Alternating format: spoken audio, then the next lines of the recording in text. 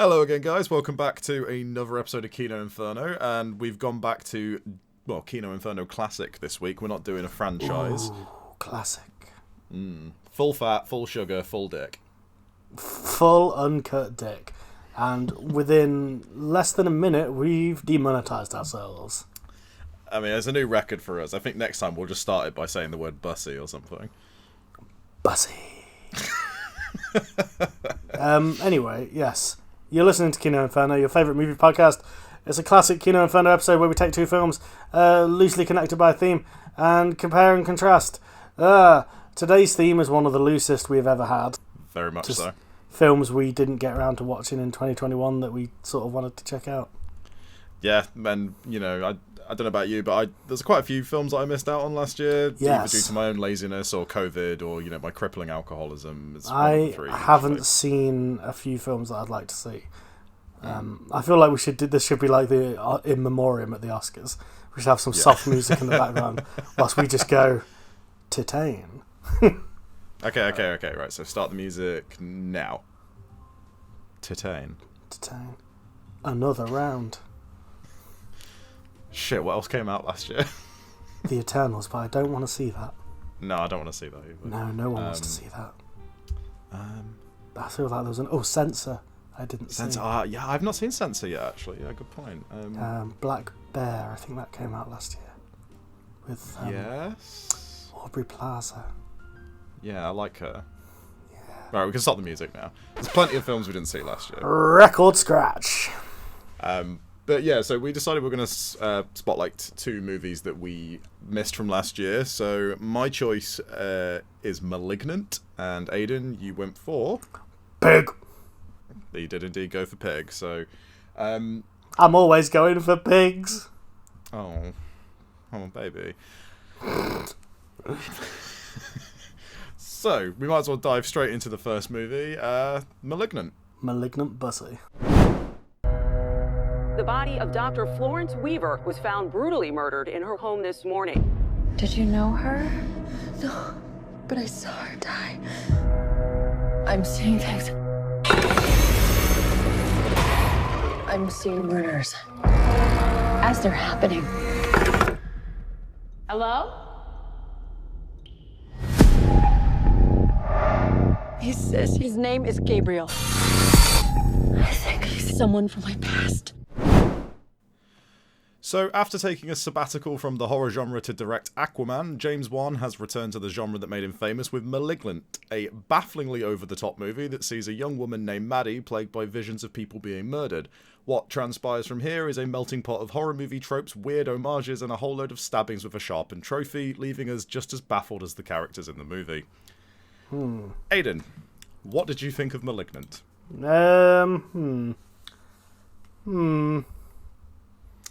It's a weird one to talk about, isn't it? Yeah, I mean, my thoughts are, my main question that I'd like to posit is, did James Wan make this as a bit? Is this a joke? That's what I kept repeating as I was watching this with my partner last night. Is this a joke? Yeah, I think that's quite a common consensus about this movie. Because, don't get me wrong, I'm not here to be like, normally James Wan is like fucking Terrence Malick or whatever the fuck, but normally he's a fairly competent filmmaker. He can get it to A to B. Yeah, I quite like James Wan as a director. Just, I think he's a pretty good horror director for the most part. I don't think he's made anything genuinely really scary, but he knows how to set a scene. He knows how to stage a scare scene. Yeah. And he's got a really good eye for visuals, and he's got quite a kinetic sort of style. Well, that's the main reason I didn't kick the telly in disgust at this movie, is because there is a genuine visual panache to all of Wan's work that's evident here. Which I think this is Wan Unchained. This is him going full tilt crazy in so many different ways. He shouldn't have been Unchained. Maybe should have reined him in a bit. I mean, I know that this movie... The box exists for a reason. It's to keep ball men like James Wan inside. This movie, he clearly doesn't care. And I do kind of admire that. However, I mean, my relationship to this movie is that it came out last year. I obviously missed it. And I had a lot of people recommending it to me. Yeah. And I'm unlike a surprised. lot of I'm times- surprised you haven't seen it, to be honest. Yeah, I just never got round to it. And then I had a lot of people saying to me, "Oh, you really need to see *Malignant.'" But usually when people recommend a horror movie to me, it's because they go, "Oh, I think you'll really like it." Whereas a lot of people recommended it to me because they thought that I may actually hate it, which is I can interesting. see that. But you like all these insidious, sinister, unpleasant. Yeah, James Wan kind of started that trope, didn't he, of just having one ominous or negative word as the piece of the movie. And yeah, I do kind of like some of those movies. Disquieting. A disquiet place. That's what that movie should have been called. There's also Malevolent that came out. Oh yeah, that's the one I was trying to think of. Yeah, Malevolent. Yeah. But no, yeah, I quite like a lot of James Wan stuff. I like Insidious a lot more than what a lot of other people do, I think, because I know a lot of people think Insidious, when it gets into the third act where it goes really weird and fantastical, that loses a lot of people. I think that shit's great. No, personally. the third act's the only good part of Insidious. Yeah, where there's the demon, the lipstick demon as they call him, where he's got his like organ and shit. Like, it's so bizarre. Yeah, and I really like that's the good part. I think up until that point, it's quite a competent like haunted house movie. I like the Conjuring movies. But this as is well. kind of my issue with a lot of these movies. It's like, if you've seen one of these haunted house single word title movies, you've kind of seen them all. Yeah, I would agree. I think, I think James Wan does put his kind of usual energy into it, and there's a lot of really well staged scenes in those sort of movies. And like I said a second ago, I really like the Conjuring movies as well, because they're quite old fashioned in a way. But to me, James Wan is a horror filmmaker. Like, his films are akin to like a ghost train or a haunted house attraction. There's no prolonged suspense. It's more, very sort of short, sharp shocks and stuff. And I kind of like those movies. They're always fun to watch in the cinema. Yeah. This movie, however. This movie, it's kind of hard to talk about, right? We should say up front, spoilers for, what's this one called? Malignant. Yeah, of course it is. I wanted to call it Malevolent again, or Maleficent, but I'm getting confused. Interchangeable, just use it, yeah. Spoiler alert. We're going to spoil every ruddy twist in this movie. So, I feel like we should start relatively from the start here.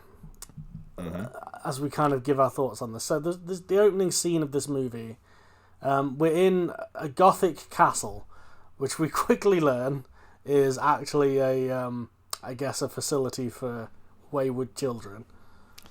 Yes. It's not entirely clear what it is, because at the start it seems like to be some kind of covert research facility, and then later on it seems to just be an orphanage, ? Which is a bit weird. I think, yeah. But anyway, we quickly learn that one of the kids here, Gabriel, who we don't see in this opening scene, I wonder why, is using his psychic powers to fuck people over, generally cause a nuisance. Big Slimer energy on this guy. He's just kind of generally being a nuisance. And we kind of end with the doctor being like, it's time to end this. It's time to cut out the cancer. Smash cut to title. So, first of all, Mark, when you see this scene, what did you think this movie was going to be about? Is my question. I was like, okay, so this is either some kind of, monster movie. Neither of us knew what this movie was about, right? I only knew the sort of synopsis that I'd read online, which is a woman is plagued by a series of visions of people being murdered. Yeah, which is, as we said last night when we were talking about this off mic, technically accurate, but not. Yeah. That undersells it. Yeah, exactly. That's just only like 10% of this movie's plot. That's almost like describing Schindler's List as like, a factory owner makes a list of names.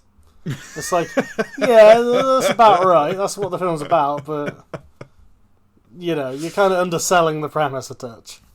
Yeah, to me, I thought that this was going to be possibly, some kind of monster movie, or my brain immediately went X-Files. I was like, okay, they've got this creature contained, and it's clearly got some powers, and they're like, we have to cut the cancer out. I was like, okay, I'm with you. The opening scene's pretty bloody and very chaotic as well. Yeah. So this movie kind of had me at the start. I was like, this seems batshit insane. I was not wrong. I thought we were headed towards some kind of scanners scenario. Yeah, Cronenberg is a name that's come up quite a lot when this movie's been talked about, and I can completely see why, especially when we get more towards the ending. But yeah, so that happens. Then we have this really kind of overly stylized opening title sequence, which is the surgery of them removing the cancer, as it were. It's very, very graphic, and there's this kind of like electronic rock kind of soundtrack going on. It took me back to a lot of like sort of like Giallo movies, and particularly like sort of horror movies from around the sort of turn of the century. Like Idle Hands immediately sprung to mind. That has a very similar opening sequence. But then as soon as that's over, we meet our protagonist, Maddie, who has come home from work because she's pregnant. Played by Annabelle Wallace. Yeah, this is one thing I will quickly just say as an aside. I don't really recognise any of the actors in this movie. She was in one of the Annabelles. That's what my... that makes sense. She played Annabelle. Yeah. She was Annabelle. She is Annabelle. She is the doll Annabelle, and she's started an acting career. And I think... We'll get more into this, but I think the fact that a lot of the actors are not particularly well known is part of the whole idea. Yeah. That good. Yeah, none of them are that good. That's like there's for a movie of this caliber, the performances are kind of not quite with it in places. I mean, Annabelle Wallace. I don't think I've seen her in anything before, so I've not seen the Annabelle trilogy, and I possibly never will. Me neither. Yeah, she is not awful in this movie, but she's not amazing. No, especially considering like she's the protagonist and she gets quite a lot of focus on her. She never quite wowed me, but she's clearly quite game, is what I would say. But no, so we move to the scene. We meet what's the character? What's the character called? What, the main character? Yeah, Maddie. Maddie. Okay. So we meet Maddie, played by the haunted doll Annabelle, who is pregnant. We learn she is up the duff, yeah. Although not for long. Spoiler alert. Oof. And her husband is trying to watch wrestling. Then they have a discussion where he's like, "You should stop working because you're pregnant." And she's like, "No, I'd rather work even though I'm pregnant." Then he drops the bomb. "How many more of my children am I going to have to watch die inside you?" Which is not how people speak. First of all, not how people speak. Second of all, outrageous line completely. To drop into the conversation like that. Holy... And this is not even 10 minutes into this movie. No, yeah, that is a lot. And then this argument that they're having descends into a physical dispute where he slams her head against the wall. And then, fast forwarding a bit, he's killed by an evil spirit. Yeah, it all happens very, very quickly. Because I remember you telling me, you texted me last night when you were watching this, saying, I'm 10 minutes into Malignant, and it's a lot. And I remember texting you just after that opening sequence in the sort of children's psych ward castle gothic nightmare place, being like, "Oh yeah, it is a lot." And then this scene happened, and I was like, "What the actual shit is this movie?" Yeah, I mean, we're starting at a fever pitch of intensity, because literally, so we go from the scene, he smashes her head against the wall, and then he goes out to get a bandage, and she kind of locks him out, and you see a little bit of a scene where he's like, "Oh, let me in, I'll stop beating you up, I'll be nice, I'll be a good person." And then, there's a few filler scenes, and then literally the next scene is him being killed by an evil spirit who chases him around the house, and then does away with him quite brutally, like pulls his head clean off pretty much. Yeah. Or like twists his head round and like half pulls it off. She sees the spirit though, right? Yeah. It attacks her. Yeah, and it throws her against the wall, which is... We'll get back to that. I have questions. This movie, I have many, many questions about this movie. We'll put a pin in that, listeners. So anyway, what happens next? She gets thrown against a wall and passes by out by the evil spirit that is in their house. Goober. Yeah, the evil goober. The evil goober throws against the wall, and then she wakes up in hospital. And she's with her sister, who is kind of the secondary. Yes. Oh God! Oh my God! Sorry, not her sister though. Oh yeah, her adopted sister. But that comes later. we'll get to that because this has one of the strangest pieces of scripting I've ever seen in my life. It's almost like they took the script from like a Mexican soap opera and applied it to a horror movie. I mean, we can jump ahead and we'll get back, but like the bit that I'm referring to is a little bit later on after the hospital visit. They're back at the house, and because she loses the kid. She does, yeah. That's the whole point of that hospital scene, yeah. And she says, oh, I just wish I could have a connection with someone, a biological connection. Then the sister's like, what the fuck are you talking about? Like, we've got family, like, what the fuck? And then she's like, no, you don't understand. I was adopted. And then there's like a slow push in on the sister's face. And it is the strangest adoption reveal I've ever seen. Honestly. Because fair enough. Kinda love it. We've seen, yeah. But this is what I mean. Is this movie a joke? Because I laughed out loud at that. I laughed out loud several times during this movie. Because that's like a scene from Garth Marenghi. It is. We have that scene. We also have the fact that in the previous scene, Maddie is miscarried, and then you're kind of like, oh, or has she? Put a pin in that. But then because she has lost the child, but bafflingly, we later find out that. We'll come to that. It's not a traditional miscarriage. Not at all. No. But then after that happens, I was like, Jesus Christ. Sorry. Now we're thinking over the early scenes of this movie again. This movie confuses me even more. So we've gone from B-movie opening to domestic abuse drama to weird supernatural killer to miscarriage to then it kind of I was adopted, shock reveal, and then it kind of just for a brief time. How does she not know? Sorry, how does her adult sister not know that her other adult sister was adopted, even though she knows because she was adopted at the age of 8? You're asking me to explain this movie to you, and I can't do it. This just never came up, I guess. It just never came up. It never came up. There was no point where the blonde and brunette sister, who do not look alike, never thought, hang on, what's going on here? Mental. So after that all happens, where this movie has already kind of shifted gears, it then kind of becomes a slasher movie for a time. Yeah, it does a bit, doesn't it? It becomes a slasher movie. Because we see a tour guide. This is set in Seattle. Mm-hmm. We see a tour guide who's giving I guess, showing them around like the Seattle Underground? It is the Seattle Underground, yes. Right, yeah. And they of course reference Nirvana and Pearl Jam because that's this kind of movie. It's Seattle. What else are they known for? Yeah, and they also make sure that the Seattle Spire thing is in shot a few times as well. It's probably a contractual thing. Yeah, it's like you can't have New York without like the Statue of Liberty or the World Trade Center. Yeah. So anyway, we see a tour guide giving a tour. She gets abducted by a boogan, a greebly, who turns up. She ends up getting tied up in an undisclosed location. Yeah, whilst the killer the abductor is shown to have like a little workbench. It's kind of, again, reminded me of Insidious, because clearly James Wan likes his tropes and his reusable ideas, so kind of took me back to that. So from there, Maddie has another vision of somebody else being murdered, which is a character called Dr. Weaver, who we saw at the beginning of the movie. She has the first vision. Yes. This is the first vision. Because the yes. one that she saw previously, she witnessed the murder. It wasn't a vision, she saw it happen. Yes, of course. Yeah. I'm not surprised I'm getting confused, because this movie is all over the fucking shop.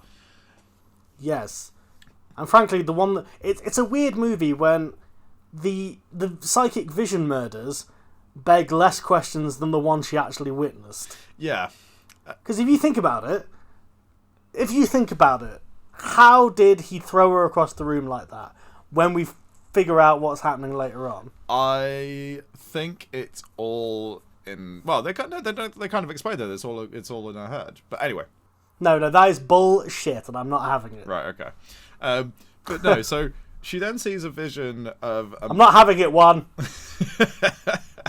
So she has a vision in a really cool little visual way where she's about to put stuff in the washing machine, and she opens the door, and then the glass inside the door of the washing machine almost becomes like a frame where we see this person, Dr. Weaver, who is the doctor at the start. Who's the doctor from before, who said, cut out the cancer, yo. Yeah, so it's her. And so we then see Maddie have this vision of Dr. Weaver being murdered, and we find out that when Maddie is having these visions... By the Greebly. By the Greebly, Goober, Greebly. Indistinct person with long black hair. Spookin'. Yeah, Spookin'.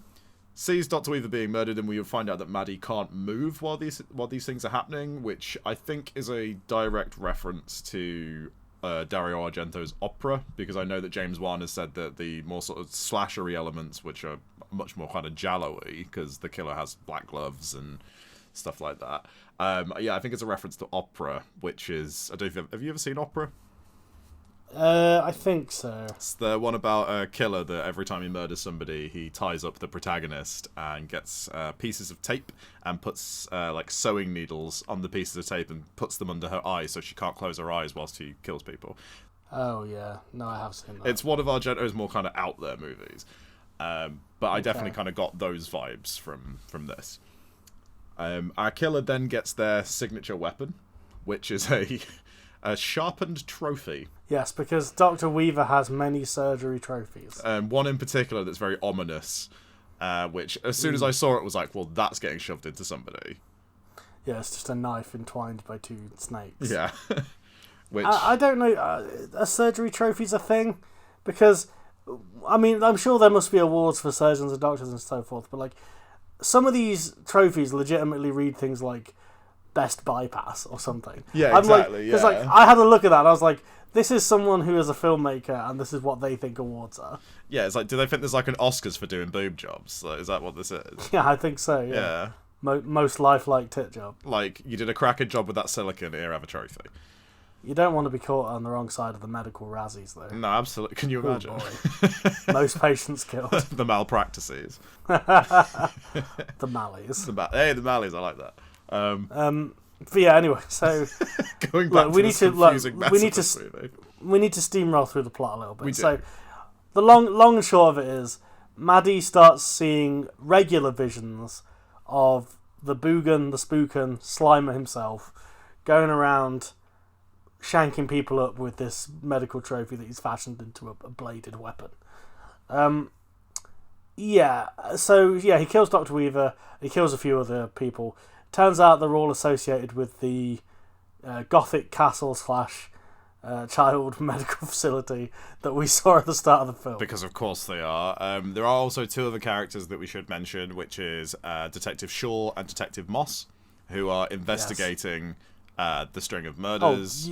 The wacky cops who appear. The wacky cops, yeah. There's so much business going on with these cops, yeah.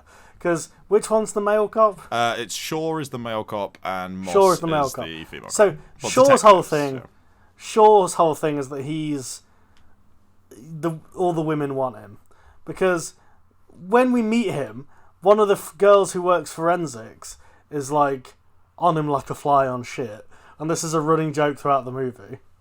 I can tell you something about that I didn't know. And hit me with your rhythm stick. After I watched this movie, I decided to watch the Red Letter Media review of it, where they clued me in on something that I didn't know about. The woman that's kind of into him, the one who's like the sort of crime scene analyst, I think that's what she does. That's James Wan's wife. Okay. She's also got a co-writing credit on this movie, I believe. Oh, wow. Yeah, and obviously she's obsessed with Detective Shaw, who I'm assuming is partially based on James Wan. That is interesting. Yeah, like, I think that's... Like, people have definitely kind of put that connection together. It's a little bit M. Night in that sense. Yeah, except M. Night would play the role himself. Yeah, exactly, whereas I don't think James Wan would do that. Like an absolute giga chad. Yeah. So, yeah, a lot of people have assumed that, like, that part, those two parts were written with them in mind, as it were. But that gives the whole thing a swinger energy to me. There's a vibe of the directing, writing couple have seen you from across the bar and they really like your vibe. Like, on set, there was just car key bowls everywhere. Well, maybe. That's probably libelous. Let's move on. It's not libel if it's true. Come at us, one. Anywho, so that's him. And we also have the female copper, Detective Moss, she's always got something sassy to say.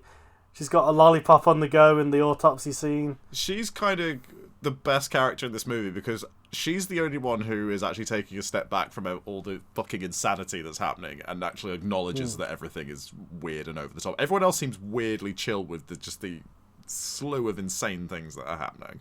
Yeah, Detective Shaw is on board with Maddie's weird theories very quickly. Yeah, and which obviously Moss keeps making references to the fact that he's just because he fancies her. No, he fancies his sister. Oh, well, I mean, he could want both.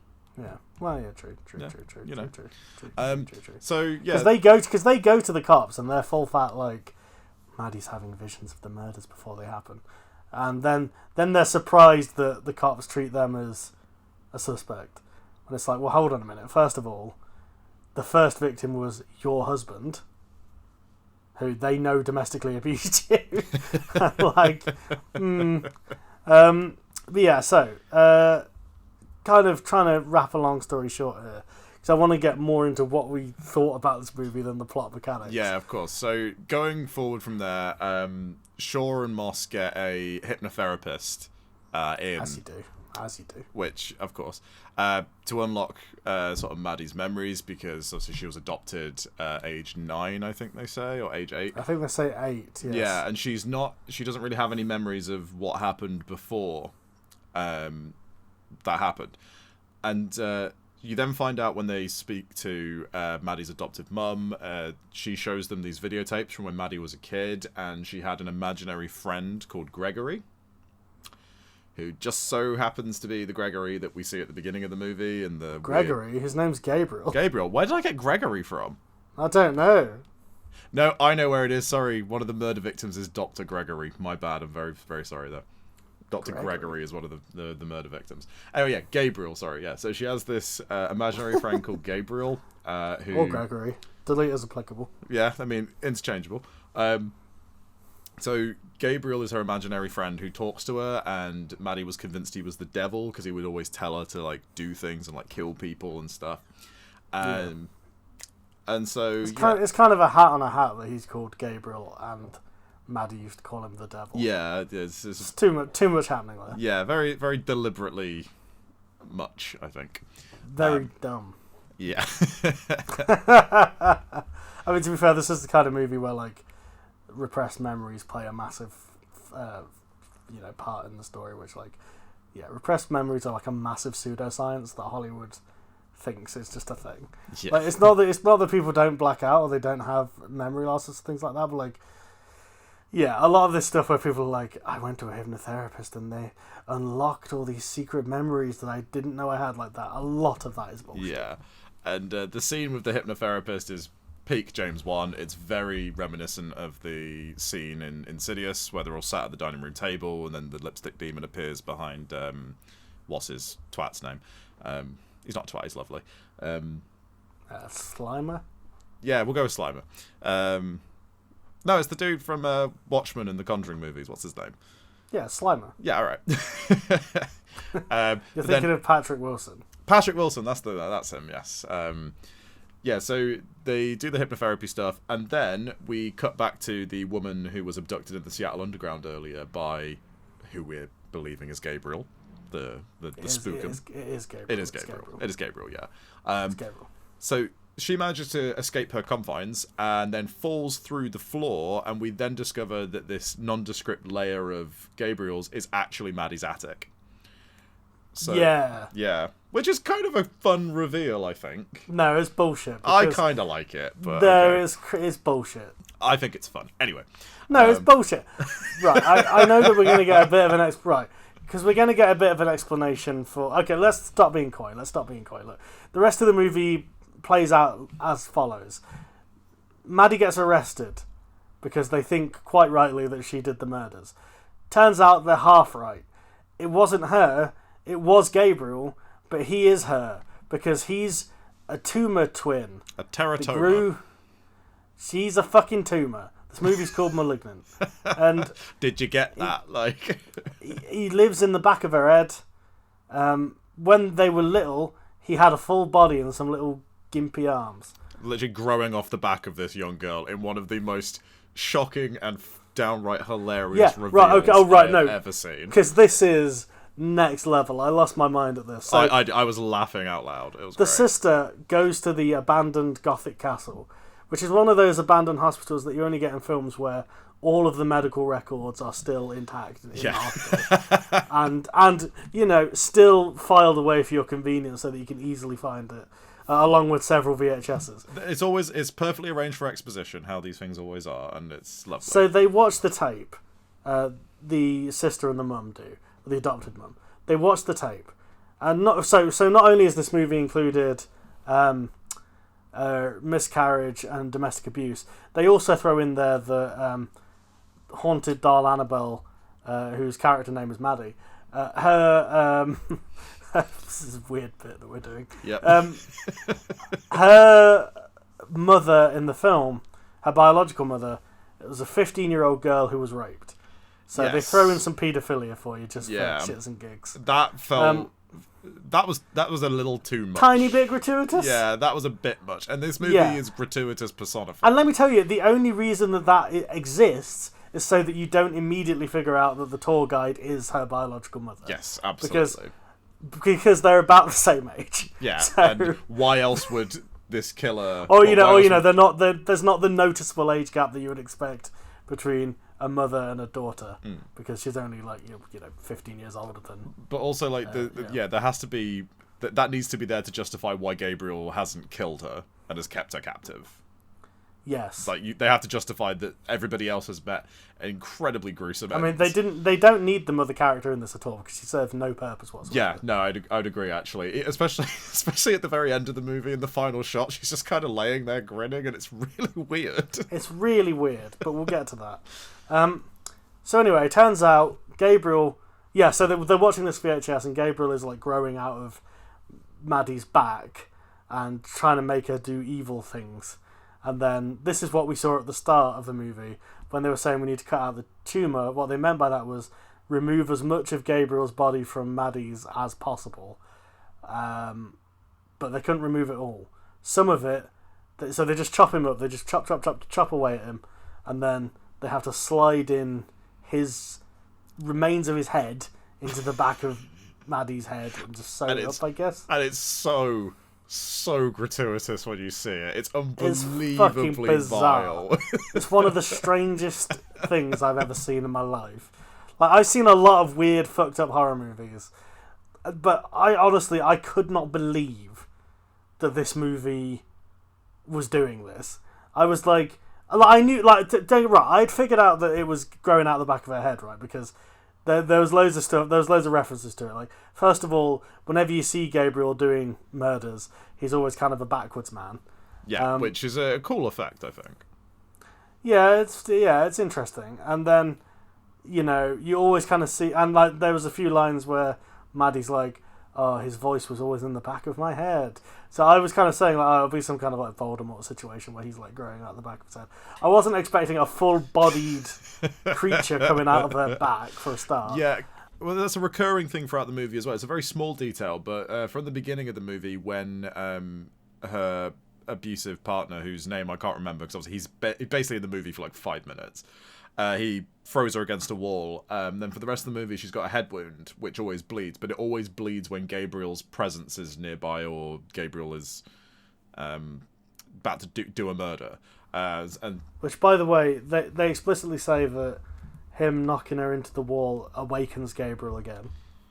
Yeah. So this movie's not only gone down that route of saying that her mother was abused, is also saying that the abuse is also so. But I'm curious about the mother, because so she was sexually assaulted as a 15-year-old, but by whom? A psychic alien? Maybe. Cthulhu? Maybe. Because how did she spawn this psychic beast? Yeah. So to put a cap on this, because we're almost at what I consider to be where this movie goes from bizarre oddity to cult classic. It's going to be a cult movie, I think. Where we find out all this stuff about Gabriel and how, he was a teratoma living off of Maddie, and they removed as much of it they could, literally just crammed him into her skull. They stuffed his head into the back of her head. So he's been awakened, and surprise, surprise, whenever we've seen Gabriel killing people, it's been Maddie, because Gabriel has taken over and dislocates her shoulders, so she walks, like, so the arms are twisted around and walks backwards, and it's a really, like, honestly, I thought it was kind of cool. There's a real kind of attention to that character. It felt to me like James Wan was trying to make himself a new iconic slasher villain. Because there's a lot of like stuff like the trophy knife is quite distinct, the movement is very distinct, the look is quite distinct. It's just too fucking weird to really sell as a recurring, like, iconic villain, I don't think. Yeah. Like, especially because you got limited mileage out of evil tumor twin takes over woman backwards kill people. The backwards man, the backwards man.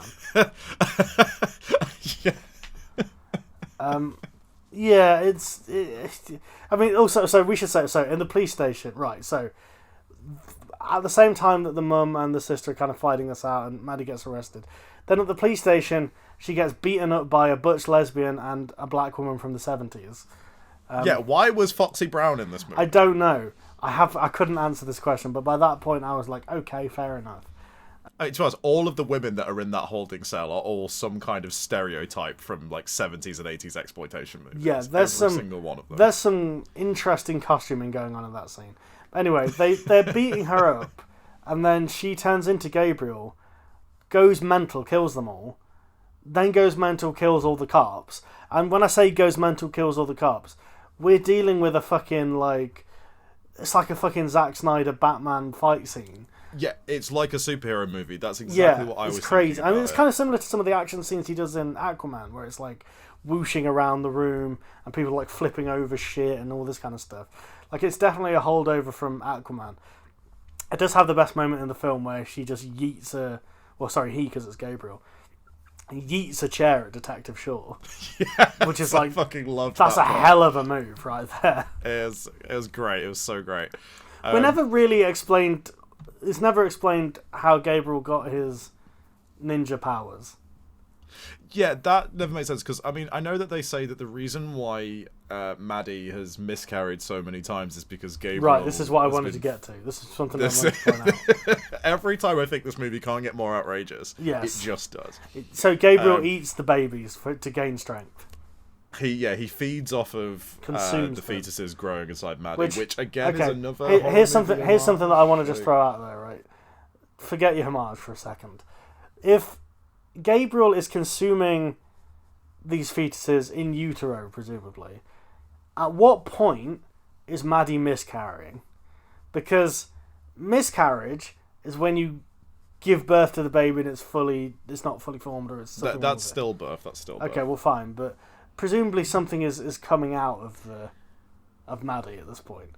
Whereas if Gabriel's just consuming them, like, what is coming out of her? I honestly, that is a question I'm not equipped to answer. If there are any doctors listening who might be able to give us some feedback there. And, I will apologise to our listeners. Like, this is a thoroughly unpleasant conversation that we're having. But it's in the movie. You can't. I'm not apologising for this. This is something that the movie brings up. The movie says it is in the movie. That Gabriel ate 3 of her, and that's the term that they use, 3 of her unborn children. So you go... Yes. So presumably when Maddie was being domestically abused and then taken to hospital, while she was unconscious, Gabriel sucked up the baby. So I think you're putting more thought into this than what the writers... Yeah, but listen, so the doctors at this hospital just went, okay, oh God, pregnant woman, head injury, oh my God, we need to sort this out. Turned around, turned back, not pregnant anymore. And it's like, what? I feel like Kathy from Mystics in Bali just swooped in. Yeah, I mean, well, took the remains. Yeah, like, I think it's highly possible. This is gross, but I want to know the mechanics of this. It's so gross. Because it's so James gross. Wan, you put this in my head, so now I want you to explain. And I don't think we'll ever get an answer. How did this happen? We'll never get an answer. Why did this happen? Like, I don't even know. And that's the other thing about this movie, right? It's so tasteless in general. It really is. Like, we need to shout this out, because we had a go at, what do you call it, Black Christmas for being tasteless in the way it deals with things, right? But this movie is beyond that. It's like domestic violence is just a means to an end for the tumor baby to wake up in the back of her head. Yeah. Miscarriage is just treated as like it's a plot device. The rape of a 15-year-old girl is just a plot device. And it's like, my lord, what is happening in this movie? It's insane, isn't it? Like, one of the things I was thinking to myself whilst watching this is, a lot of people throw that phrase around, they don't make them like that anymore. This is that. This is what they're talking about. These are the movies that don't make get them made. like this anymore. Yeah, these are the kind of movies that don't get made anymore. Like, this movie is... Yeah.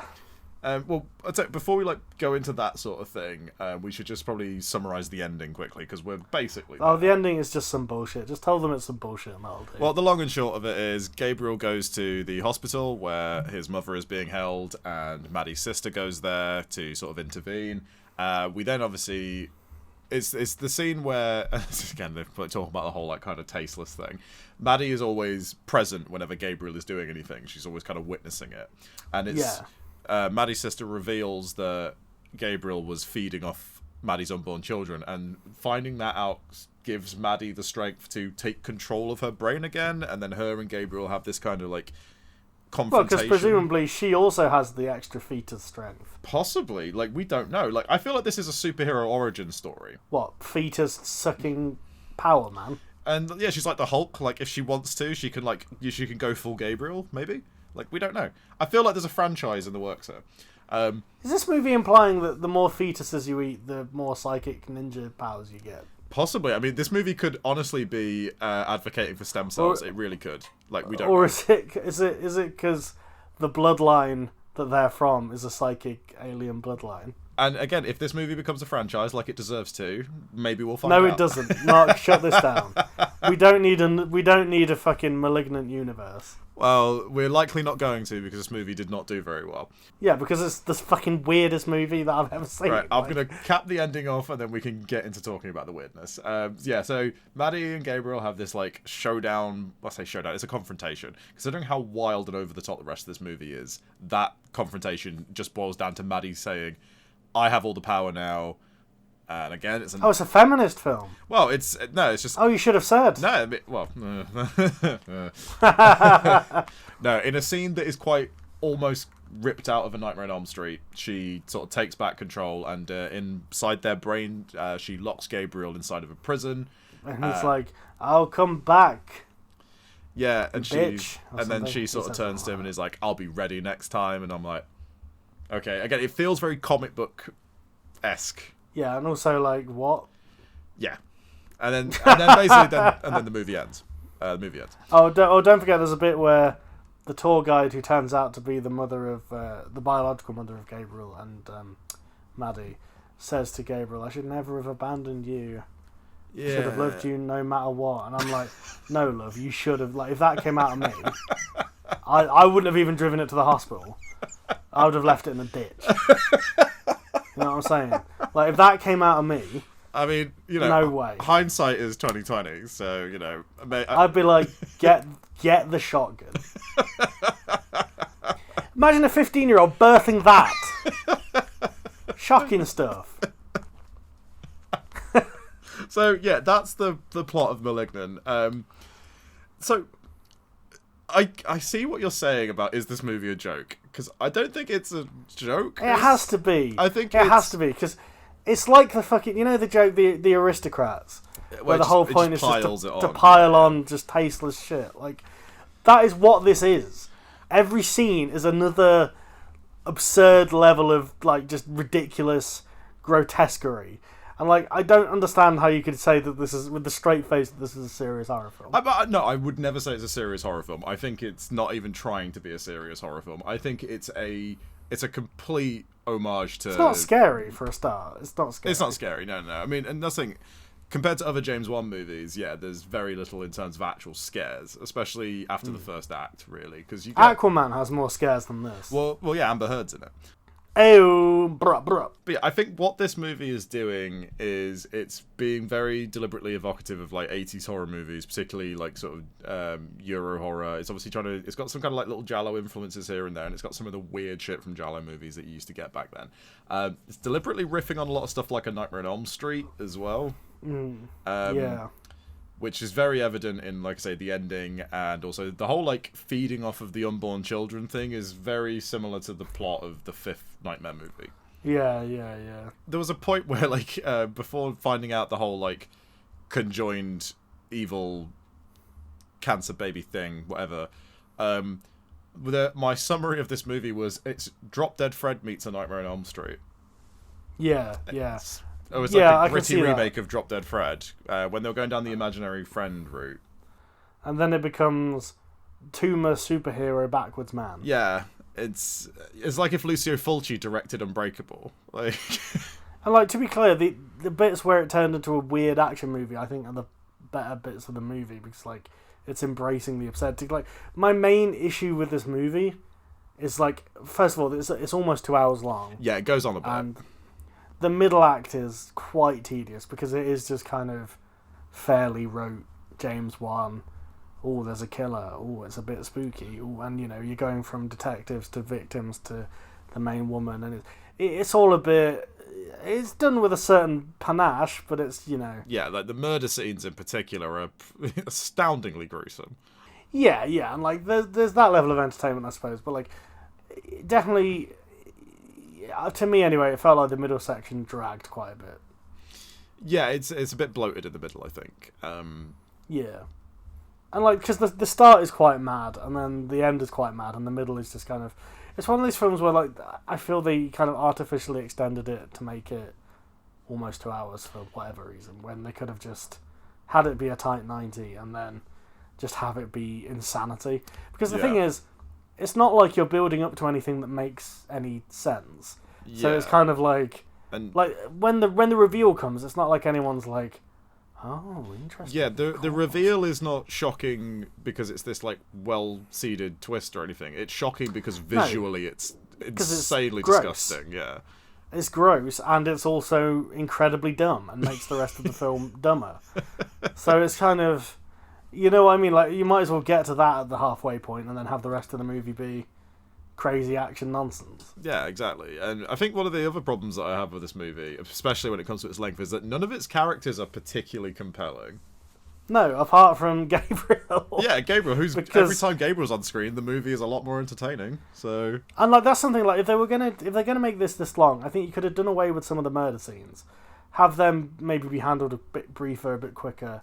And like actually get into some idea of like what are the origins of this Gabriel creature, because I'd find that more interesting than like, oh, the police think that what's her fate, Maddie is the killer, because that's the kind of thing where like we know she's not, and maybe I'm just suffering from the fact that like I knew there was a twist in this movie. Yeah, I knew there was as well. I called the twist. I think maybe 30 minutes in, so I was kind of like. Oh, it's her, but it's going to be like there's an evil face. I didn't realise quite how mad it was going to get. But again, that's kind of the thing. It's like I think if it was a 90-minute movie and the first 45 minutes were rapid fire murders, the police kind of being like, oh, we think it's you. And then we get to the reveal 45 minutes in of like, there's an evil twin growing out of your back. Like, and then the rest of the movie was just the insane drivel that it is, but we could have some time for like how did this creature come into being, because all we know is the mother was raped as a 15-year-old, which as I say, my question there is by whom? Cthulhu? Because there's something that how did this happen? And presumably they're saving that for Malevolent 2, baby. Which this isn't even Malevolent. What's this called? Malignant. This is the other thing, James Wan. Come up with a title, my man. Why are all these movies Insidious or Sinister? Sinister's the worst one. That one's just stupid. Well, that's stupid. Sinister's not James Wan, but I actually quite like Sinister. I think it's a movie. It's his company though, isn't it? Sinister. Maybe. I'm not sure. I'm not sure. I feel like it is. But no, Sinister isn't James Wan. Sinister is a different director who's done a couple of other notable movies. Oh, maybe I know. Sorry, they're all Blumhouse movies, aren't they? But they're because like Insidious is a Blumhouse. Yes, I think. But that is directed by James Wan. Okay. But still, the point remains. Enough with the one-word titles. Yeah, it's getting a bit tiresome now. But as I mentioned previously, this movie was not successful. Received polarizing reviews. Because it's bad. And it was made on a budget of $40 million, and it made $34 million at the box office. Oof. And I think there's a couple of reasons for that. Like, the film's actual quality withstanding, because I think you've made it very clear how you feel about this movie. Bad movie. It's a hard film to market, for starters. Yeah, because it's a meme. It's not a film. It's a joke.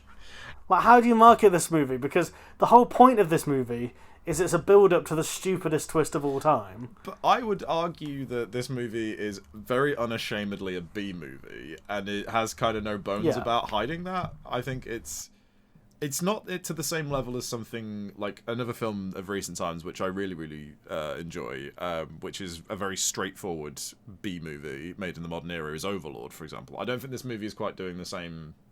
It's not quite. Yeah, the but same Overlord's vibe good. Well, yeah, Overlord is a very good movie. But I think I think Malignant is, it's very, it's wearing its influences on its sleeve, and it's a very energetic and very over the top movie, and I think I did enjoy it on that level. Like, it's not a good movie. I'm not even going to pretend it's a good movie. No. Because it's not. I've got to say, it's quite boring for a long stretch of the Yeah, it's a hard one to sell, and I think that's another reason why it didn't do well. Like, not only is this movie fucking baffling for quite a lot of its runtime, it definitely would have got bad word of mouth from people who were probably expecting something more in line with what James Wan usually does. Yeah. And, like, look, I don't think James Wan's a bad director. I think he's kind of... You get what you pay for with him, really. Like, it's sort of... I don't think he's ever directed a movie where I've been like, that was amazing. But then at the same time, I don't think I've ever seen a movie of his where I was like, that was just shit. Like, I think he's a good director. I kind of, in my notes, I could put, is he dumb but good at making films, or is he a smart guy who makes dumb films? And I think generally he's a smart guy who makes dumb films. Well, like, when it comes to like horror movies, he's like the big budget guy, isn't he? Like he does your crowd pleasers, essentially. Yeah, and like he's very good at that. Like he's made a niche for himself, and his like, and I genuinely mean, like, I think visually he is more distinct among kind of the horror genre than a lot of directors. Absolutely. At least in that mainstream space, anyway. Because obviously you've got people like Ari Aster or whatever who are more kind of indie directors. They're kind of more entry level art house, I think. Plus, they're the kind of ones. They're the kind of directors where, like, cunts will say things like, "Oh, well, the thing that's good about it is it's not really a horror movie." The A24 stands. Yeah, whereas like James Wan, he is unabashedly making horror movies, and he's good at it. To be fair, I think Ari Aster is also unabashedly making horror movies. I think it's just like people who appreciate his movies sometimes want to be like, "Oh, well, it's not like those crass horror movies. It's real art." I mean, saying that you're a super fan of A24 movies is the same as having a Pulp Fiction poster on your wall at uni. It's the same surface level cinephile nonsense. And don't get me wrong, I like a lot of A24's movies, but I'm a fan of A24 movies, Mark. So do you want to take that back? No, I'm a fan of A24 movies as well, but like, take that back for I glass you cunt. Their cult of worshippers need to wind their fucking necks in. That's what I'm saying. Hail A24. I mean, I say this as somebody who owns a hardback copy of the script for Hereditary direct from A24. Like, I can't, pussy boy. I love it. I'm very happy with it. Anyway, so Malignant. Let's wrap this up because we've had some things to say. I mean, watch it if you want to watch a trash movie that you don't have to pay that much attention to, that every so often will have a truly mental scene. Like, that's kind of my review of it. Like, I can't really... I mean, I know we have the binary system. And, like, honestly, if I'm honest with myself, it's going in the Inferno. But I would still recommend, if you like dumb, trashy schlock and you're not easily offended, I guess, watch this. Okay, so it's better than most Blumhouse horror movies, I guess. So you've Inferno'd this movie. I'm gonna, in keeping with this movie, I'm gonna say fuck it. Of course I've Inferno'd this movie. It's the movie about the backwards tumor man that kills people. How that is not Kino? Why are you saying that? Why are you saying that as if that's a surprise? Because that is automatic Kino in my eyes. But no, my actual summation of this movie, and what I'm going to say for my rating of it is, much like how James Wan does with this movie, I'm going completely off fucking script and going buck wild, and I'm pulling in something from the previous episode. I'm doing an homage. That's what I'm doing. I'm going with, it's not Kino nor Inferno. I'm doing it shit, but I love it. That's what I'm doing. I'm not even going to say that this is a good movie, because it's not. However, I did have a lot of fun with the parts that were really fun, and I liked the sort of numerous references and homages to a lot of cinema that I do like. I'd have had more fun with it if they removed 20 minutes of this film and wasted less of my time. I will agree, but I was pleasantly surprised by a lot of this movie, and I think it's also because I have not seen a mainstream movie that's as fucking insane as this one. Yeah, it's funny. It's a fun watch. But like I say, for me, there's just a long stretch of boredom in this movie. Yeah, I can't get past. I can't get past. I would agree. They could do the last 30 minutes is great, and the opening 30 minutes, or maybe 20 minutes, is pretty great too. But there's just this middle chunk which kind of goes on forever, and is like, it's not bad, but it's not really doing much either. But anyway, man, go backwards. So, Malignant, Inferno from Aidan, shit, but I love it from me. So, I mean, you have to say whether it's Kino or Inferno. I mean, it's an Inferno, obviously. Obviously, yeah. But I'm being a maverick, and I'm going with shit, but I love it. Yeah, fuck you, James Wan. Not really. We love you, really. We do love you, you strange, strange little man. Even though you didn't direct The Conjuring 3, which I've not seen that movie, but I hear that was a mistake. Well, Conjuring the Devil made me do it. Yeah. Also, can I just say, right? I didn't hate the first Conjuring movie, but like, can we just get an official fuck the Conjuring universe? Yeah, no, screw the universe. I don't give a shit about any of that. Fuck that. But there's 3 fucking Annabelle movies. Yeah. 3. But I actually have to admit, I ever so slightly prefer The Conjuring 2 to the first one, just because it's so much more over the top and weird, and I like that. However, let's have enough of James Wan, because this movie. Let's enter the pig cinematic universe. Let's go into Nicolas Cage with a pig.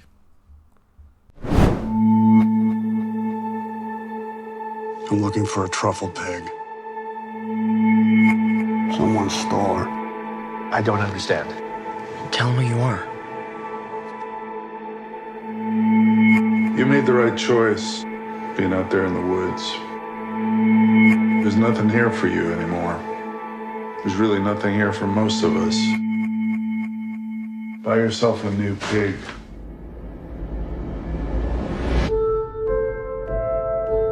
What are you thinking? I remember every meal I ever cooked. I remember every person I ever served. So, Mark. Normally at this juncture, we do a cheeky brief summary of the movie before delving into the We do, yes. That is the Kino Inferno way, yes. It is. But today I thought I'd try something a little different, because I think, this movie, we can't talk about it in the way that we just talked about Malignant. No. Really. So what I kind of want to do is, I'll kind of summarise the entire movie as briefly as possible, and then we'll just get into thoughts. How about that? That works for me. Obviously, you can interject if you wish. So the essential premise is Nicolas Cage plays Rob, who is a truffle forager whose beloved truffle-finding pig is stolen. And this movie's set in Oregon. So, at the start we see him in the wilderness with the pig, foraging for truffles. And then we see the pig being abducted later on. Or pignapped, I guess. That's what this movie should have been called, if you ask me. I feel like that's not really befitting the tone of the movie, but I mean, well, what is? Well, true. So anyway, the long and short of it is he has to go back into the city to reclaim his stolen pig, because as it turns out, it was stolen by some dubious types, and he needs to figure out who they've sold it on to. He essentially goes from place to place with his employer, Alex Wolff. It's like his business partner. He buys he buys the truffles from Rob. And this is Alex Wolff as Amir. And as we go along, the two of them go through the city looking for this pig, of who could have stolen it, who could have needed the truffles, and so forth. We find out that Rob is in fact, his real name is Robin, and he is a former big shot restaurateur in the area, well known by pretty much everyone, it seems. In fact, there are numerous scenes where he informs Amir that he can simply drop his name into conversation and people will owe him favours. He also seems to be well known in the underground fighting scene of the city. Because apparently the underground fighting scene is quite big. In yeah, Portland. And apparently all the wealthy restaurateurs are involved in some way. That's an element of the film which is a little odd. But one of many elements of this movie that's pretty odd, but yes, continue. But yeah, essentially, as the film goes on, we find out about Rob's life. He abandoned his life as a wealthy restaurateur, presumably after his partner died, his wife or girlfriend. Yes. At least that's the vibe I got. Yeah. Yeah, the film doesn't really go into the specifics of that. I mean, at the start, you see him listening to a tape of her voice, but he can't get through it, sort of thing. And at the end of the movie, when all's said and done, he kind of sits down to listen to the tape in full. And a couple of other characters mention this character Laurie, who is his former partner, and it seems to be the generally accepted belief that he disappeared because she passed away at some stage in the past. But the movie doesn't really get into the specifics of that, which I thought was interesting. It just kind of leaves that dangling. Like, it makes it clear that the two are connected, but it doesn't really go, she died of this or she died of that and what have you. It just kind of leaves that she is hanging. dead. Like, her death serves a purpose in the plot, but it serves that one purpose, essentially. Yeah. And it kind of becomes a bit of a buddy movie as well, because as he's kind of hanging out with Amir, I was surprised by how much Alex Wolff was in this movie, actually. Yeah, so much. Given that I'd heard of it as kind of a Nicolas Cage film. And he is the star, obviously, but yeah, Amir is kind of the second fiddle in the movie. And I thought he was great in this movie as well. Like, he was playing, we find out that Amir's father is kind of like the top restaurateur now, and Amir is kind of somewhat in his shadow. You get the sense that he's they kind of make it clear throughout the movie that he's sort of a boy playing at being a man, right? Like, he's always wearing these expensive suits even when it's not necessary. He's driving around in this flash car. He's always listening to classical music, which I thought was a nice touch, like that kind of faux maturity that he's kind of bringing on himself. What's interesting about that, he's not only listening to classical music, it sounds like he's listening to audio documentaries about classical music, or like deconstructions. He's trying to understand it. Yeah, that's a really nice little character beat. This movie is full of those as well. Well, this is why I'm kind of saying, like, let's get the plot out of the way, because really this is a character study. Absolutely. So yeah, the long and short of it is they go to various places, including an underground fight club, in one of the film's strangest diversions from the plot. But basically, it transpires the pig has changed hands a few times and has ultimately ended up, surprise, surprise, with Amir's father. And it's kind of Amir's fault that this has happened, because he mentioned, presumably as a brag, oh, I've got this great truffle hunter and he's got this great pig and they find the best shit kind of thing. And, it turns out the father has the pig. The pig, unfortunately, has died in transit. And that's kind of the end of the movie, really. Like, there's more to it than that, and we'll get into it. But that's the sort of bare bones of the plot, I suppose. Man hunts pig, fails, bonds with young man. Yeah, because it's quite amazing how, like, this movie is completely sold to people on its premise of Nicolas Cage as his pig pignapped and goes to get him back, and that is kind of all there really is to the plot of the movie. Yeah. That's it. But there's so much stuff layered on top of it, and like you say, it is a character study. And I think my initial response to it was that I'd like to watch it again, because I think it's not only just like a character study. I think there's a lot more going on in this movie. I think it's saying stuff about things like gentrification and stuff like that. Oh, definitely, yeah. And there's definitely a lot where I could see that stuff in it, but because I'm still sort of taking in the characters and sort of taking things, I definitely didn't fully unravel everything that this movie was talking about. So I feel like maybe you might have a better grasp on some of it than me. I literally finished watching this movie about an hour before we started recording as well. So I think it's interesting that you bring up the gentrification angle, because that's definitely something that's kind of simmering away in the background of this movie, because obviously you have these kind of like rustic people who kind of live and work in the woods, the truffle hunters and so forth, and we see that they kind of have their own community. But then when you get into the city, you see that there's this kind of slightly crackheady element where, like there's literally a part where they say because there's this guy, is it Edward or Edgar, I can't remember, who's like the main sort of criminal kind of dude that you meet in the movie. It seems like he's a kind of they don't really get into what exactly he is, but it seems like he's kind of a fence of some kind. But seems to know all the big money players as well as all the crackheads. But he runs the underground fighting thing, and it certainly seems that he's kind of in with the money people. But then you see that like literally his domain is in the ruins of an old hotel. Like they knocked a hotel down and didn't bother to clean out the sub basement, and like that's where he holds his meetings and his fight clubs and everything. And like, so I think that's like a very literal kind of representation of like, these wealthy people move into these places and they just run roughshod over everything, and they force the people who already live there literally underground. But then at the same time you have the element of like his fight club is where all these white collar businessmen are going to get beaten up or to beat people up, and like, that's an element of it as well.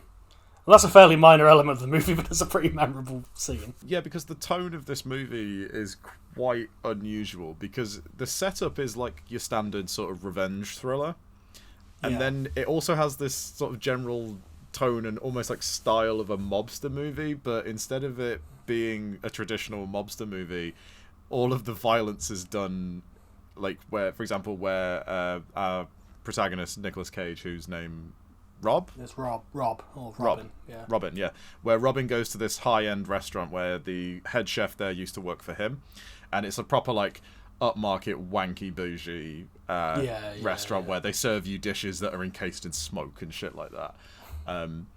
And here, there's this incredible scene where he's talking to this guy who used to work for him, and it's just like something out of a gangster movie, where they'd usually be threatening them with like violence, but instead Robin is putting this man down for not achieving his ambition of running a pub. Instead, he's running this fake bougie bollocks. Instead, I read that down as one of the best scenes in the film. Like, oh, absolutely! Like it's amazing how tense that scene is, and all it is just a verbal beatdown. That's all it is. It's just this this kind of quiet, intense. Yeah, just the complete disapproval that Cage is kind of giving to this guy. Because Because I think one of the things this movie really put me in mind of, it had a lot of shades of like Coen Brothers movies. Yeah, for sure. The sort of because there is like an undercurrent of dark humor throughout the story. Yeah, and the whole sort of juxtaposing the sort of mobster tropes with a story basically about an ex-head chef. It's it's a weird mishmash of ideas and tones and styles, but it really works in a way that I was not expecting. And I think that's what I'd have to say about this movie, and it also applies to Malignant. Both of these movies were not what I was expecting them to be. No, yeah. I think, this is something that's kind of interesting about Pig, is like, when I told people, like, oh, this is what we're going to watch for the podcast or whatever, and like people who hadn't seen it, when you tell people, oh, it's Nicolas Cage, he's a truffle hunter, and his pig gets stolen, he's got to go and get it back. People are expecting one kind of movie. They're expecting John Wick.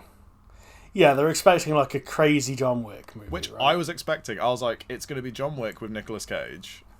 And it's not that. And it's really not that. I think, in fact, one of the things that I thought while I was watching this was like, it's almost a deconstruction of those kind of Taken or John Wick movies where, well, first of all, they never get the pig back, right? Yeah. Like, there's no resolution to the whole... What would in any other movie be a roaring rampage of revenge is more just a slow, coming to terms with one's own past. It's kind of the opposite of a revenge movie, right? Because the whole thing with a revenge movie is you're, destroying the people who did you wrong. Whereas this movie is more about, like, just going back to the life that you've abandoned. I'm just seeing that, like, things have progressed and, the world is carrying on without you in this kind of melancholic way, And I think it's also, as he's sort of going to these people that he used to know when he was in that lifestyle, and he thinks that, like, what they've become is fake and they've kind of sold their souls almost. He's kind of proving that they still have their souls deep down, I guess. Like, they still have the same emotions and they're still the same people that he did know originally. They've not really changed all that much, but there's a lot to this film. And that's kind of what I think is the key dynamic between him and Amir, Alex Wolff's character. Is like, Amir has all these affectations, he's trying to be this big money player. Like, you see in various scenes where there's the scene where he's trying to get the reservations at the bougie restaurant. Yeah, and he's saying to the guy, like, he's saying to one of the guys he's supplying with truffles, like, oh, you know the people over there, you can get me in, and the guy's going, no, absolutely not, no way. He's going, oh, my father will be, because that's the thing as well, there's a tension there because it's his father owns that establishment. He sells to them. Oh, he sells to them, rather, yeah. And they have an agreement where they don't cross paths on business. Yeah. So Amir says that he will typically never go into any restaurants that his dad sells to because he considers it crossing a line, Yeah. And you see that he's trying to play this guy with the kind of big money, sort of I'm a wheeler-dealer type vibe.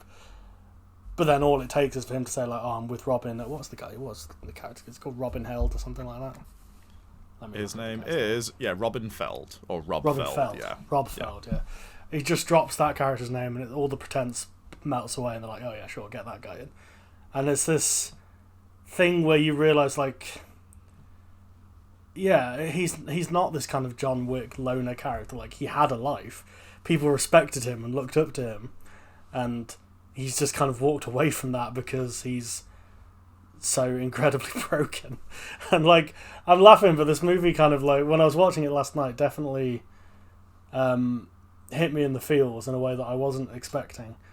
And I think, the relationship between these two characters is kind of what it's about for me, where it's like, you see the pretense of Amir kind of melting away over the course of the movie, but you also see how Rob starts to relate to him and starts to teach him things, like when they go to Amir's apartment, he makes them the French toast, and there's the joke. It's kind of like a slightly humorous beat where he's like, oh, I don't cook much. And then they have this kind of deep conversation, then Nicolas Cage's character ends it with going, like, you need stale bread for French toast. Yeah, like, that great. That got a laugh out of me. Yeah, but then later on when you see... because but at the end of the movie, and this is one of my favorite. This is what I mean about the deconstruction elements, where he kind of says, like, he goes to Amir's dad and says, like, give the pig back and all this, and they have a back and forth where Amir's dad basically ends up being like, just get out of my house sort of thing. It's a little bit more subdued than that, but they're clearly at cross purposes, and then you see them, you see Rob and Amir kind of being like, oh, what are we going to do now? And then Rob kind of hands him this list of stuff that you don't see, and he says, get all these items, say it's for me, and people will sort you out. And he goes, oh, what are we doing? We're getting my pig back. And to me, that's almost the scene in a John Wick movie or whatever where they're like tooling up and getting ready, but all they're doing is like procuring food, because he knows, because Amir told him earlier on, like, oh, your restaurant was a favourite of my parents, and they had this incredible meal there that they talked about years afterwards, and normally when they went out, my dad would be bitching about this and that, and all this kind of stuff, and like, but your food was so good, that's what they talked about, they came back happy and drunk and all this.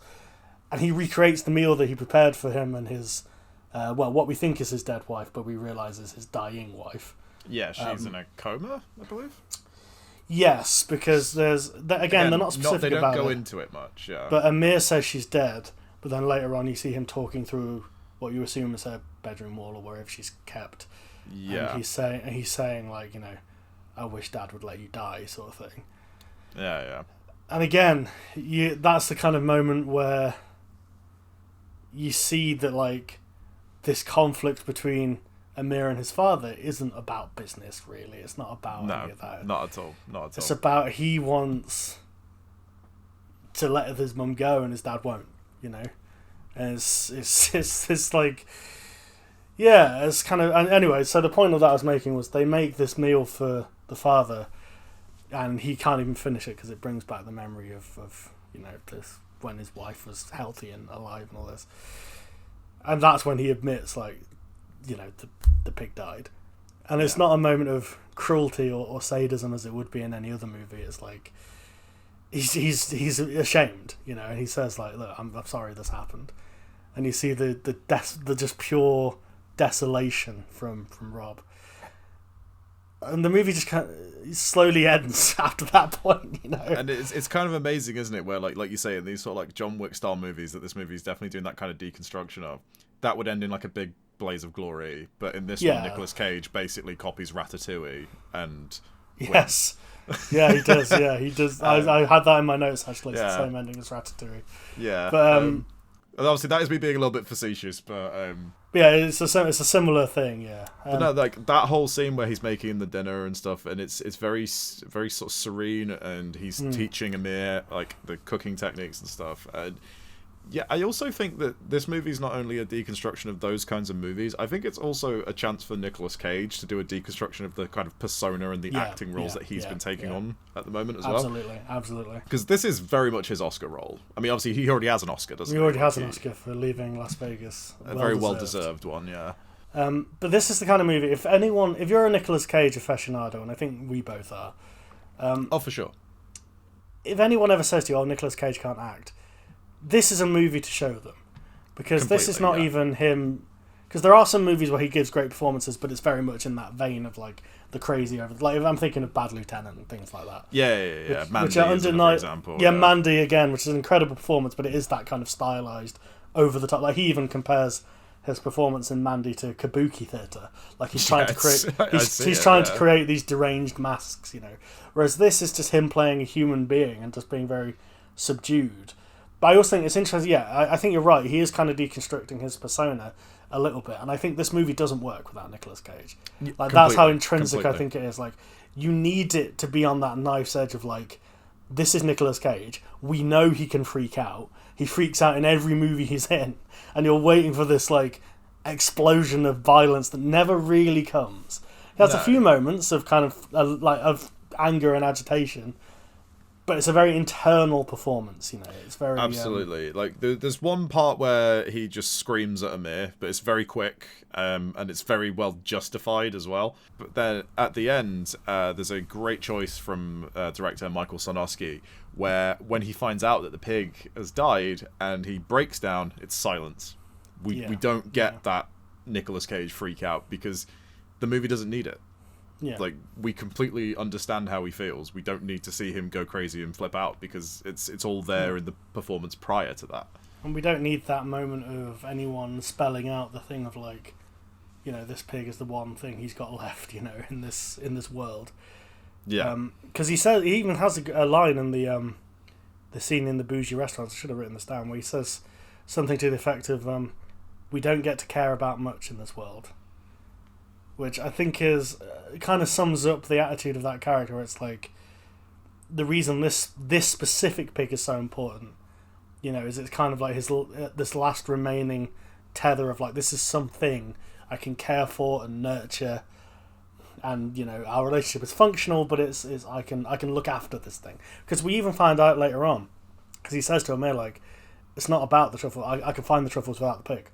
Like you look at the trees, you know what to find, and you know this is true because you know we see that he's quite a keen student of naturalism or whatever you want to call it. Yeah, we see that quite a lot. He talks about at the beginning of the movie. He talks about, you know, trees and fruit and all. Like there's a scene where he's having a chat with the kid about the house that he used to live in, and they're talking about the persimmon fruits. Which you know, and he has very specific, because he goes in and like, obviously if you know what persimmon fruits are, you know, like they're ripe for a very short period of time. Yeah. But you know, he talks about the specifics of that and how it happens and all this kind of stuff. So you get the sense he knows his shit about, like, you know, keeping plants alive and like knowing what plants are what and all this kind of stuff. So like, Yeah, I think he's being honest when he says about, like, I don't need the pig to find the truffles, really. It's more about, like, having something to care for, you know? Well, he states at one point, doesn't he, that he states that he just loves the pig. Like, he genuinely loves it. Her, should I say? So, yeah, he said that he loves it. Yeah. Also, that pig is adorable. Like, yeah, it's one of the cutest pigs. Absolutely. Like, when the movie started, I was like, well, I love this pig and I would die for it. So, I've, because I went into this movie thinking it was going to be like one of those sort of John Wick style movies. I had heard one or two things to the contrary, but I still thought it may have some of those kind of elements to it. So when I first saw the pig and saw how adorable it was and saw the connection that Nicolas Cage had with it, even I was like, if this pig dies, I will fucking riot. So I was ready to go guns blazing, but this movie's not that. It's a lot more sort of subdued, and it's more like ruminating on ideas. And I don't know about you, but I shed a tear over this pig. I was quite emotional by the end of this movie. I think it kind of tapped into something. I mean, first of all, this is a real movie. Like, that's what I want to say about this. Like, we've covered some shit that we've covered recently. I mean, compared to the filth we just spent the first part of the show talking about, like, I know we were getting ratty about franchise films when we were talking about the Ghostbusters and stuff, but like, this is the antidote to this kind of thing. I think, like, this is real cinema, you know. Martin I did scare quotes there, listeners. You know, it's being a bit ironic, but this is what Martin Scorsese would watch and enjoy. Because I think it really is tapping into this, like, this stuff. Like, I mean, I think there's some social commentary going on with the gentrification and all that, and like there is some satire about the kind of. I mean, it's set in Oregon, so it's, you know, there's hipster central. The most gentrified place. Yeah. But also a place where there is this thriving rural community as well. So of course, It's kind of the perfect setting for this movie, especially with a character who's gone from being kind of, you know, in that gentrified space to being in that rural space. And you kind of see where he was always more... And this is something I think ties into Nicolas Cage as well. It's like, you always see that he was like a pure artist, I suppose, when it comes to the culinary arts, you know. Yeah. He says, like, I remember every meal I've ever prepared. I remember everyone I ever served. And when he's talking to these other people about, like, you know, you've kind of lost your way. Like, you were going to open this English pub and you've opened this bougie bullshit, it's not real food kind of thing. And you see that he is, like, when you see him preparing food... by the way, Nicolas Cage trained with a real chef to prepare this food. You can see this footage on YouTube. You can tell as well. It's similar to Mads Mikkelsen in Hannibal. You can tell it's him. Yeah. And you know, you see him passing that on to Amir as well, and how, like, just this idea of just working with natural materials and with your hands, and, like, you know, sharing that, and then sharing in the product of that, I suppose. Is kind of a process that's worth persevering with and kind of preserving and, like, getting, and that's the essentials of it. And you kind of see in contrast to that this, like, bougie version of it, which is not it's not nourishing in a literal sense, but if you compare it to kind of, you know, because I think there's some commentary there about Cage's own career where, like, I think people tend to see him as a quote unquote bad actor. Whereas my theory with him has always been, or, you know, a ham, if you're being more generous, I suppose. But, like, I think he's a very intentional actor in everything that he does. And I think part of what attracts him to this role, because he produced this movie as well. He did, yes. I was going to mention that at some point. I think what attracts him to this role, in my mind, is, like, this is about a guy who is a real artist, and, like, what it means to him to be able to create his... art, if you like. Because in a way, you know, the culinary arts are an art form in and of themselves. Yeah, absolutely, yeah. So, you know, I think, you know, that very intentional kind of, like, I think he relates to this character because of that, is what I'm saying. Like, because I think everything that Nicolas Cage does is very intentional, you know, it's very, even in bad movies, he knows what he's doing. Like, people always point to The Wicker Man, but you see interviews with him about The Wicker Man, and you can tell he knows what he's doing in that movie. Yeah, he knows that this is a bad movie, and he knows that he's being mischievous, which is the word that he used. Well, this is the thing, isn't it? Like, Nicolas Cage is not anywhere near close to being the worst thing about the Wicker Man remake. Like, no, absolutely not. I think that movie would be unwatchable without him in it. Yeah, completely. It'd be fucking boring for starters. Like, that's the main thing. Like, he lights the screen up whenever he's in that movie. Every time he's not on screen in that movie, it's diabolical. If Nicolas Cage wasn't in The Wicker Man, no one would remember that remake existed.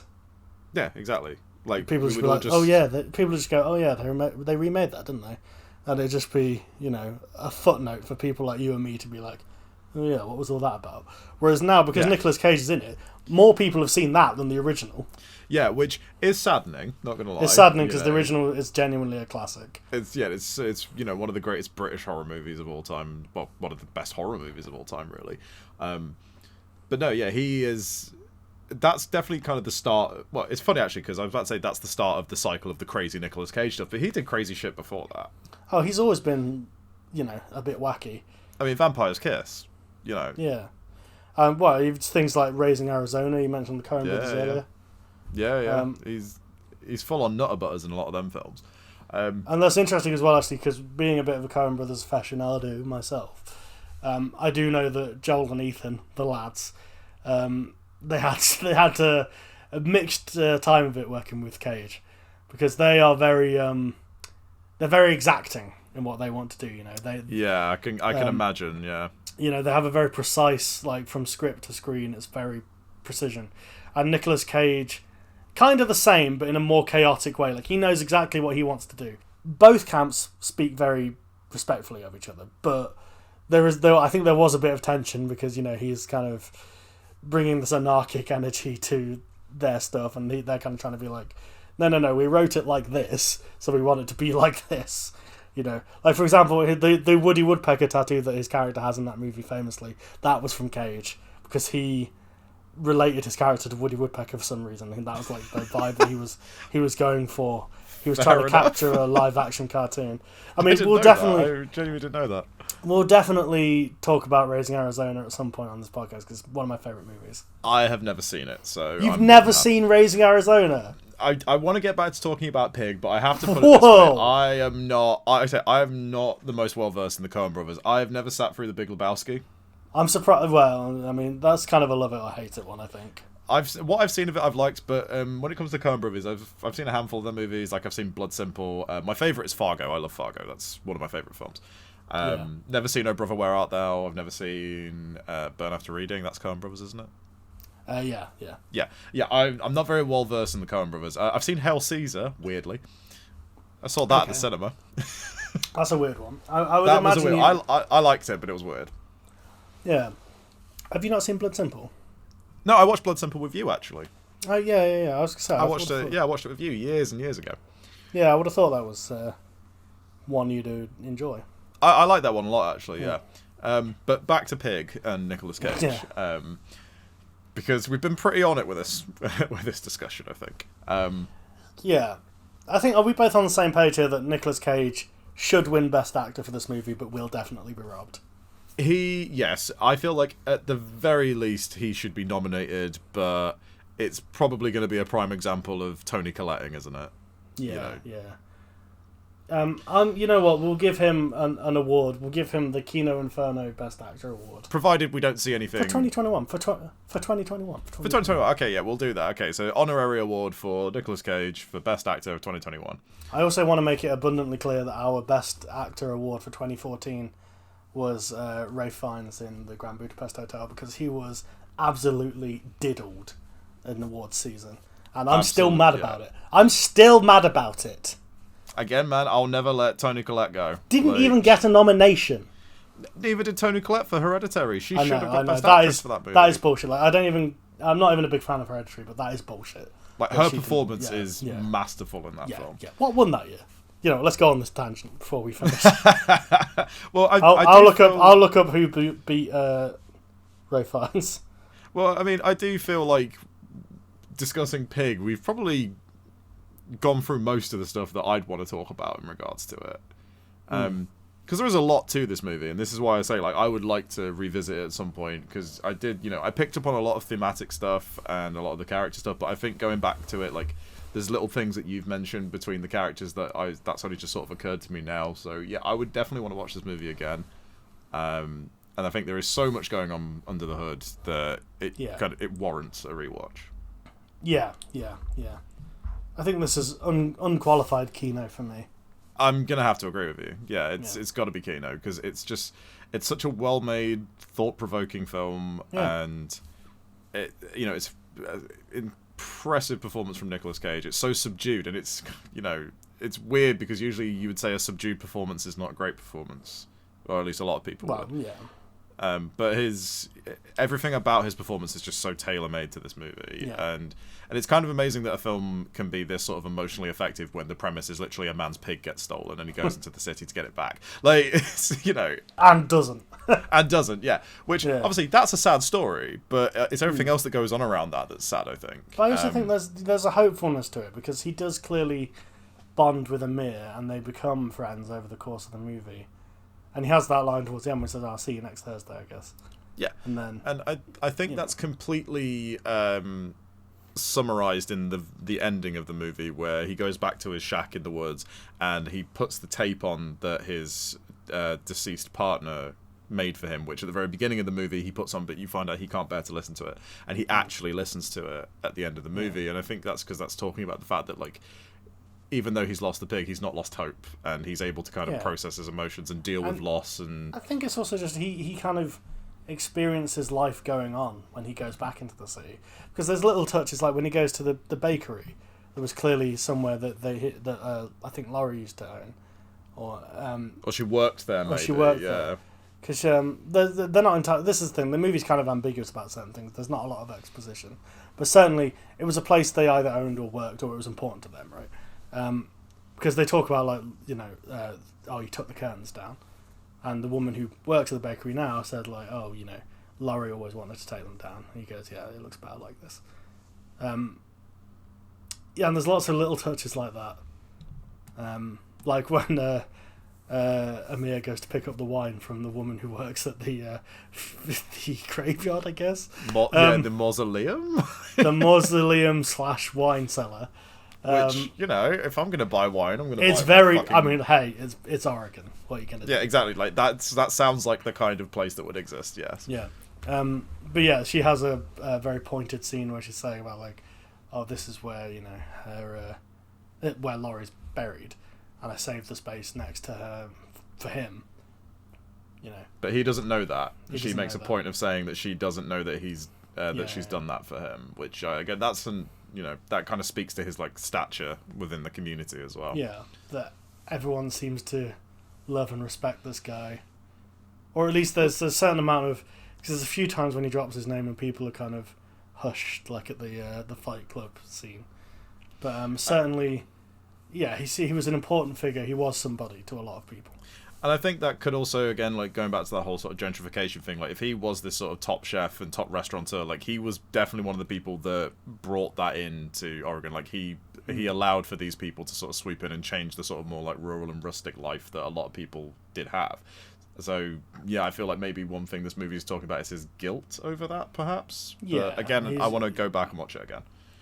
I think, I don't know if it's so much guilt as, like, I think the impression you get is that he wasn't necessarily a gentrifier in that sense. I think that's something that's happened since his reign has ended, if you see what I mean. Yeah, but he has a sense of responsibility. Yeah, definitely. And because he hates all the bougie shit and all that kind of stuff. But, like, yeah, it's kind of, I think he's watching that world that he knew kind of fade away and move on to some degree. And I think it's not a movie that's coming down on one side or the other necessarily. It's kind of saying, like, change happens. There is this relentless flow of time, and you either embrace that or you don't. And that's part of it, because they even have that discussion a couple of times about, like, when the sea levels rise, like, Oregon will flood, and it'll wash away the entire city, and there'll be nowhere to hide, and be nowhere to go, sort of thing. And that's kind of, they bring it up the first time, and it's this melancholy statement of his, like, worldview almost, of, like, it doesn't matter what you do, like, it's futile in the end. But then they kind of bring it back with humour, where he's saying about, like, because clearly Amir's been thinking about it, and they kind of go, "Oh, you could go to I can't remember the place they suggest, but he says, oh, there's an active volcano there or whatever." And then he goes, "Well, fuck, I'm not going to Seattle." and he promptly responds with, "Fuck Seattle." and I agree. After watching *Malignant*, yeah, I was just thinking that. Yeah, I was thinking that when I was watching it. Yeah, the backwards man is running roughshod over Seattle. So fair play. I mean, Seattle's got a lot to answer for between Gabriel and Courtney Love, but oof. Oof. Too soon. But yeah, so Pig. Certified Kino. It's got to be. Absolutely got to be. Watch the movie. If you are a Nicolas Cage fan, watch it. If you're not a Nicolas Cage fan, watch it. You may well find yourself converted. Yeah, definitely give it a go. Don't double bill it with *Malignant* like we have, because that's a hell of a double bill. That's a weird trip to go on. It is, yeah, it is. I went from being repulsed and confused to a big old bag of feels. Staring blankly at the wall. Just feeling. Well, that's about all we've got time for today, Mark. I would agree, yes. But yeah, thank you for coming back to Classic Kino. We've got some more on the way for you. We have also got the guests coming. They are coming. They're like the dragons. You know, we've got Cream. We've got what's the next? Coming. What is the next episode? I don't think we fully decided yet. I'm not sure if we have. Okay.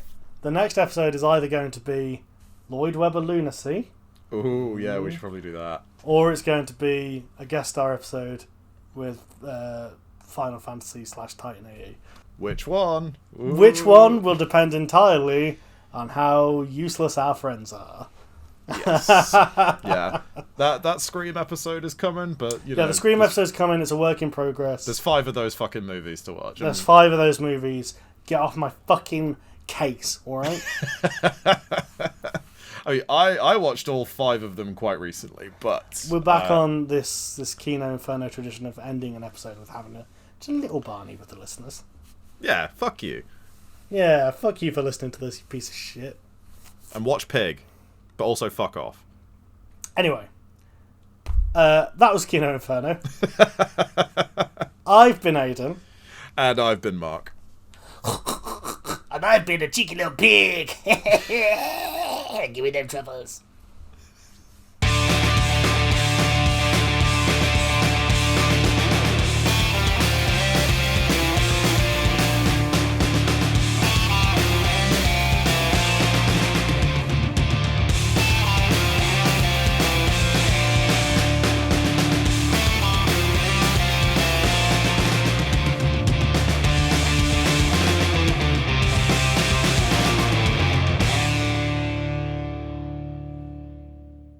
It's just a little airborne. It's still good. It's still good. It's good. I know. You know, Smithers, I think I'll donate $1 million to the local orphanage. When pigs fly. That's a good one. Will you be donating that $1 million now, sir? No, I'd still prefer not.